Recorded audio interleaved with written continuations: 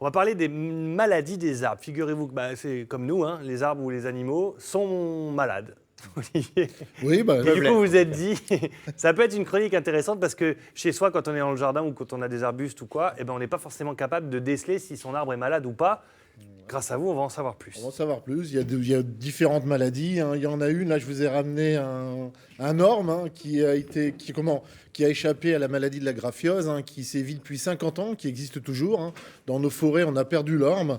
Alors, c'est un champignon, hein, qui attaque l'orme, mais qui est propagé par les scolipes, qui sont des petits coléoptères. Je vous ai ramené d'ailleurs l'écorce. La plupart des gens qui travaillent en forêt, tout ça, ou même ceux qui font du bois l'hiver, connaissent très bien, c'est cette forme, hein. Vous voyez les sillons sous On l'écorce. les voit là, les sillons. Les sillons, hein, c'est propagé par un coléoptère. C'est un coléoptère qui, en fin de compte, propage la maladie. D'accord. Voilà. Ça, comment est-ce qu'on parce que ça, c'est à l'intérieur de l'écorce. C'est à Comment l'intérieur, on mais on voit l'extérieur l'arbre dépérir et mourir, hein. D'ailleurs, on a perdu énormément les ormes il y a une 50aine d'années. Et voilà. Est-ce qu'un signe premier, comme ça, une perte de feuilles, par exemple, ça peut aller Oui, ça peut être perte de feuilles. On voit les écorces se fendre et autres, hein. D'ailleurs, on va le voir avec d'autres maladies, hein. Alors, le marronnier, prenons l'exemple du marronnier.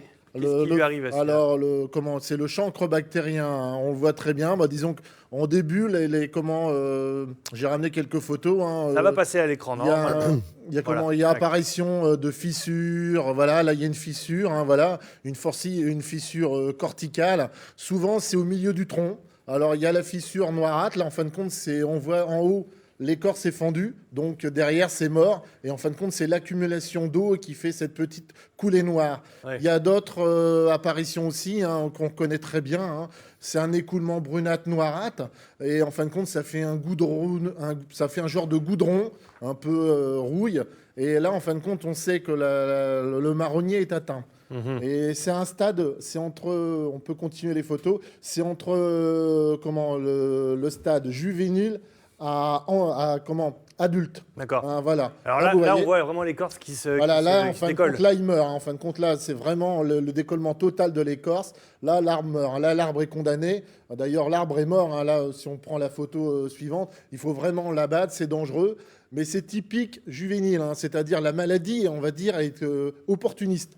C'est des sujets beaucoup en ville qui sont C'est celui qui est à côté de la colline, on est d'accord. Voilà, c'est stress, hein. Ça peut être stress hydrique, pollution, on en parle beaucoup en ce moment, la pollution atmosphérique. C'est vraiment l'arbre la maladie est opportuniste, hein. Ce qui est impressionnant avec cette photo, c'est qu'on voit qu'un arbre au milieu de 5 congénères peut être malade et pas les autres. Pas les autres, voilà. Toucher un C'est parce stade. que justement la maladie est opportuniste, hein. Si l'arbre souffre, il a été mal planté ou il a pas de besoin, il manque un besoin en eau, en matière nourrissante et autres, voilà, la maladie va être opportuniste. Et comme je dis, c'est juvénile parce que quand les arbres sont jeunes, ils ont l'écorce lisse, donc la maladie rentre pas.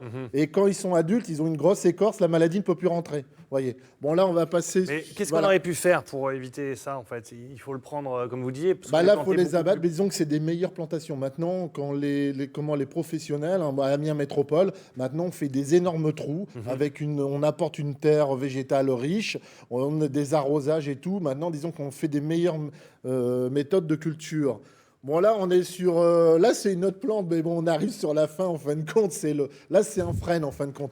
Et ça, quand on arrive le chalarose du Voilà, frêne, ça, c'est chalarose du frêne. Quand on arrive à ce niveau-là, en fin de compte, c'est la mort de l'arbre. Mais avant d'arriver à ce niveau-là, hein, on voit les rameaux qui se dessèchent.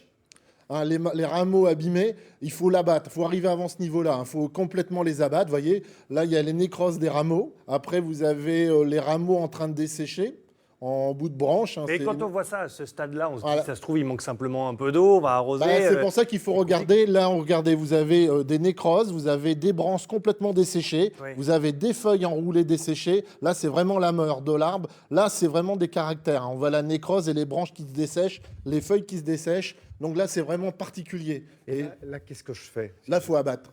Il ne Et faut pas après, je attendre pense. que ça aille au sol. Il faut pas. Olivier, il rigole pas. Lui, Ah non, c'est la il faut abattre. Je vais tronçonneuse. vous expliquer pourquoi. Si la maladie, elle va au sol, il n'y aura plus jamais de régénérescence des frênes. Ça veut dire que tous les frênes sont condamnés au sol. Si les graines qu'il y a au sol pourraient redémarrer, recréer d'autres frênes, là, c'est impossible. Donc, dans une forêt, c'est Voilà, c'est donc voilà, l'extraction donc d'une forêt. c'est quoi. pour ça qu'il faut très bien repérer les malades et supprimer en allant pour pouvoir essayer de sauver, hein. Vous voyez, les rameaux, hein, terminaux, hein, qui sont malades, vous voyez, ça c'est le premier stade. Quand on en arrive là, vaut mieux par précaution abattre. Alors là, pareil, comment est-ce qu'on peut éviter ça quand on a ça dans son jardin Là, on ne ou- peut rien y faire. C'est une nouvelle maladie, justement, qui est récente. Hein, ça fait 2009, c'est récent, qui apparaît et on sait qu'on va perdre tous les frênes. Pour espoir, il y a quelques sujets qui sont, on va dire, résistants à la maladie. Donc, on va sans doute faire des sélections, des clones.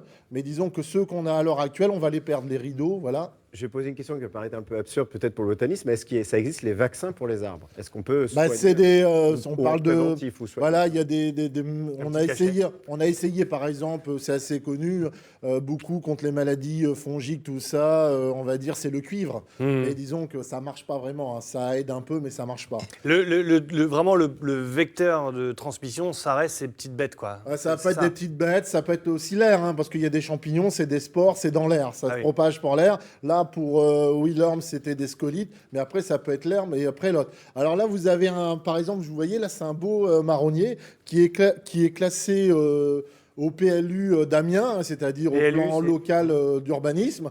Il y a une demande pour qu'il soit labellisé arbre remarquable. Hein, c'est au square Saint-Denis. Cet arbre-là ne craint plus rien. L'écorce est tellement épaisse, c'est un vieux sujet.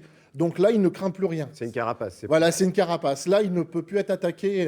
Voilà. Il est surveillé. Même les maladies de feuilles ou de choses Voilà. comme ça. Voilà. Et disons que là, il est surveillé par mes collègues bûcherons et lagueurs du Jardin des Plantes. Mais voilà, c'est un arbre remarquable. Hein. Et C'est votre fierté. c'est notre fierté. Par contre, je vais vous montrer notre maladie vite fait. C'est la gale du chêne, qui n'est pas dangereuse pour l'arbre, mais qui est provoquée par un petit Mais insecte. dangereuse pour les hommes. Super, Qui merci. est pas- non, pas du tout, qui est provoqué par un petit insecte piqueur. Hein. En fin de compte, c'est son petit nid. Par contre, on a parlé dans une autre émission, par exemple, de la Mais oued. attendez, là, on voit quoi sur la Ah, photo? c'est la gale, c'est ça, c'est les petites billes, voilà, qui est le petit. Et par contre, avec Mais parce qu'elles sont par marron, exemple- c'est à voilà. la couleur qu'on voit Voilà. qu'elles sont abîmées? Non, regardez, c'est le petit nid. On voit le trou de sortie de Aïe, aïe, l'insecte. aïe. Ouais, alors là, bon courage. Hein. Et par contre, Est-ce que pareil, vous voyez le trou? on en fait, par exemple, ça a été utilisé pour faire du noir en teinture végétale. Vous voyez, même les maladies, on peut les utiliser. D'accord. C'est Très pour bien. vous dire que c'est pas mortel pour l'arbre. Ok, merci beaucoup Olivier. Bah, Toutes de ces rien. informations sont sur notre site internet de Picardie Matin avec tous les détails et les photos qu'on vous a présentés durant cette émission. Merci beaucoup.